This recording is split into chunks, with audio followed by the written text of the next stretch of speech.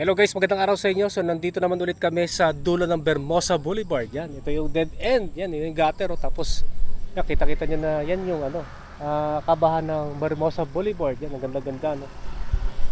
Late na ako. Kaya walang masyadong tao. Alas 9 na yata. Pag alas 9 na. Buti na lang, nandito si Idol Angel Cabasangra. Yan, so kasi meron kaming i-bike check, updated bike check pala itong kanyang rigid MTB ano. Last year yata yung huli nating bike check, yung kapabalik ko lang galing sa aksidente. Siguro mga June yata yun. Parang June last year no. Kasi may mga may mga binago siyang mga piyesa. Yan. Mas gumanda yung niya, yung rigid MTB niya dahil dun sa una kasi na-notice yung gulong. Yan, pares kami ng gulong. Yan, naka-slick tire. Yan. So, Kuya Angel, no? Before pala tayo mag-start, bukod dun sa gulong na pinalitan nyo, ano yung mga ibang parts? Yung crank niya. Seat post, upuan, stem, tsaka yung rigid, through axle na. Through axle na. Handlebar, tsaka yung brake lever. Kumbaga matindi rin yung sakit na, yung sakit na upgraditis. Rotor, rotor no? Marami din pala for the span of 1 year, no? Tanong ko lang kuya, ano pala yung, nakalimutan ko na ano ba yung gulong niyo last year? Kuan yun, Maxi Space. Yung pambansang gulong, no? Ano naman yung nyo, comparison between dyan sa gulong ninyo ngayon at saka dun sa gulong nyo before? Mas maganda yung ngayon kasi slick tire. Mas fast rolling, no? Fast rolling. Ramdam na ramdam no? Lalo na pag rektahan. Oo. Yan, maganda. Very, very fast rolling, no? For the span of 1 year pala, saan nyo na nairating tong rigid MTB nyo? Wala pa, hindi pa ako makapag long ride. Busy trabaho, no? Laging trabaho. Kapag pag vacation, ano yung mga balak nyo? Sa Quezon, uwi uli ng Quezon. Sa may Lokban. May Lokban, sa may Camenesos. Ayun, yun yung madalas ko nira-ride, no? Wala rin ako long ride kasi parehas tayo, busy Busy sa trabaho. Busy no? Bahala araw lang siguro yung bakante ko. Yung lang lagi, mahal araw. Mahaba-haba. Kahit Christmas vacation, wala Konti lang ang oras Ayun nga, ito nga yung general background sa kanyang rigid MTB. So mag-start muna tayo sa kanyang XC Hardtail mountain bike frame. Ito pa rin yung frame niya, no? Oo, yung pa rin ang frame niya. Yung unang model ng Mountain Peak Everest na XC Hardtail mountain bike frame, aluminum 6061. Pang 27.5. Tapos yung gulong niya, no? 29er, mamaya tignan natin yung clearance, no? Kita-kita natin na saktong-sakto lang yung clearance no? Ganda Sa lahat ng mga na-i-bike check ko na 27.5 na 27.5 na frame tapos 29er na gulong. Ito yung nakikita kong ito yung nakikita kong parang perfect Then yun nga yung particular size nito, size medium or size 16 na 27.5. Then tapered yung head tube, full internal cable routing, pang BSA threaded na bottom bracket shell, pang 31.6 mm diameter na seat post. Through axle yung drop out. Then ang disc brake caliper mount naman yan ay post mount. Yan, so mamaya tignan natin yung clearance niya, no. So next naman, ito kanyang MTB rigid fork. Ito pa rin yung Mountain Peak RG F627 na 27.5 na hindi suspension corrected. Ito yung new model, no. Yan, ilalagay ko na lang sa screen yung crown length at saka yung blade length nito. Then yung steerer tube nito of course is tapered, no. And ito yung pinagkaiba, no, true axle na. Yan, true axle yung drop out. Then ang disc brake caliper mount din naman yan ay post mount. Next naman sa kanyang cockpit. Ito rin yung manibela, no? BK Stars ba? Yan pa rin ba? Bago yan. Bago na. Yung BK Stars na aluminum 6061-T6 yan na nakalagay dyan, no? 31. Oo. 31.8 mm ang diameter. Straight na sobrang minimal na back sweep. Then 600 mm yan. 600 mm ang lapad.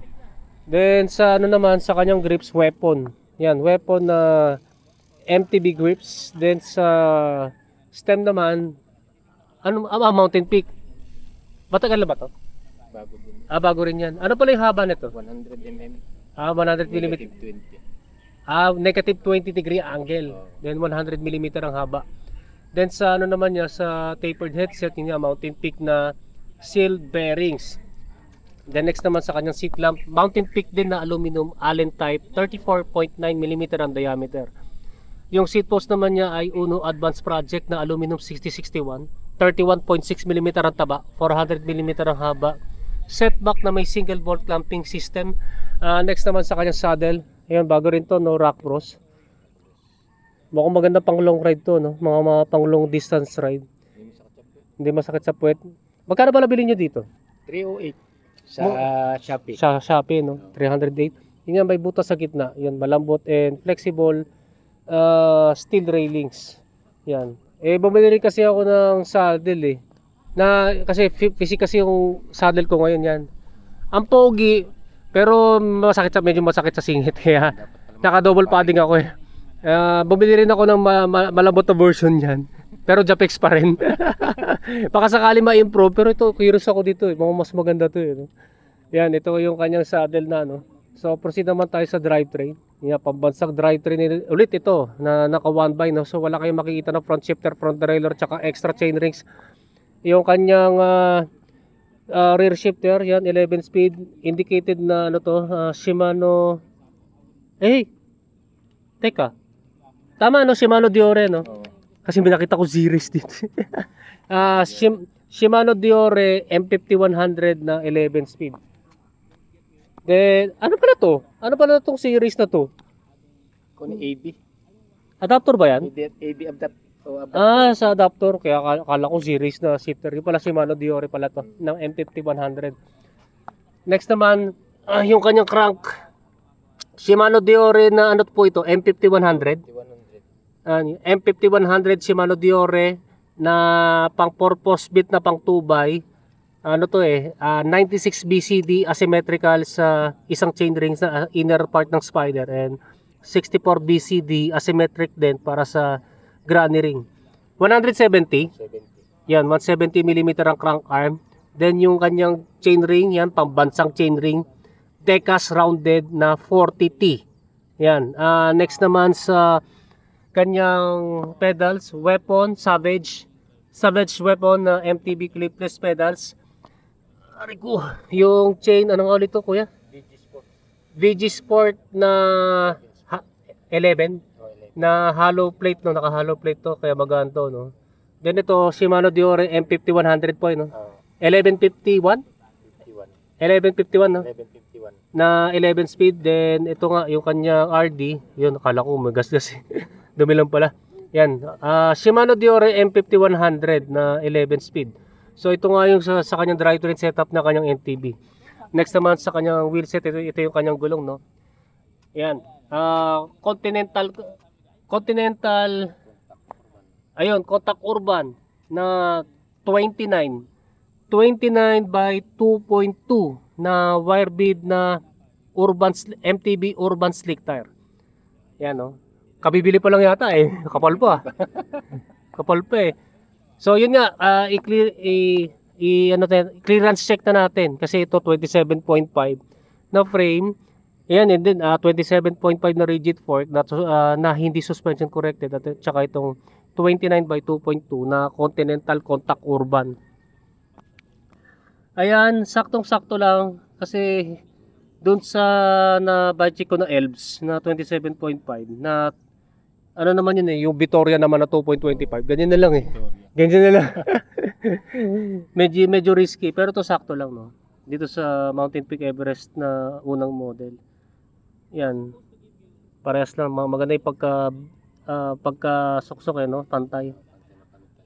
Ano to mga 6 or 7 mm to. Ang estimation ko dito. Sa ano naman dito mas malaki mga about 10 or 11 mm. Sa ano naman sa rigid fork naman mga ano to mga 7 or 8 mm. Dito sa yan sa pinaka smallest point no. Sa gilid mas malaki. Yan sakto lang. Ganda. Sakto lang.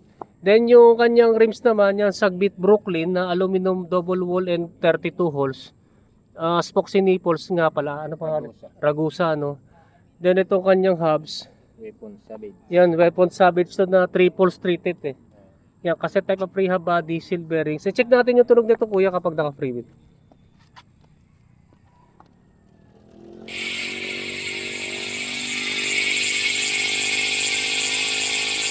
yan talaga gusto kong tunog na acceptable pa sa pandinig ko eh.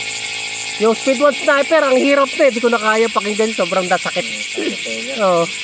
Ayan, yung tunog ng Weapon Savage MTB hubs kapag naka-free wheel. Yan, then last na lang sa kanyang brake set. Brake set. Ano nga ulit tong Shimano Diore nyo? M6. M6100, no? Yan, Shimano Diore. Lever. Yung brake lever pala ni Kuya, Shimano Diore M6100. Yung kanyang brake caliper, Shimano MT200. 200. Yan, na hydraulic brakes and dual piston. Dati pa hindi pa ganito dati? Hindi. Ano ba dati nito? 200. Parehas? Oh, parehas. May share nyo ba sa akin yung pagkakaiba? Mas maganda yung brake lever ng M6. Mas malakas kumapit. Katulad na napanood natin pala kay sa mekaniko ni Anli Ahon, no? Oo. Na nagkakatalo lang naman daw sa brake lever. Brake lever. Oh. Ayan, kaya in-apply pala ni Kuya at na legit naman Legit, yung maganda. yung na-improve kahit na hindi nagpalit ng caliper. Oo. Yan. So, yun nga yung kanyang hydraulic brakes, no. Then last na lang sa kanyang rotors, tingnan natin yung dito yung brand eh. Tangke. Tangke, tignan ko lang yung model. Tangke RTRX. Yan, kita natin na yan, nakalagay 160mm ang diameter. Harap tsaka likuran, pares na floating and bolt type disc brake rotors. Yan. So, nagkasakit nga talaga si Kuya Angel ng upgradities.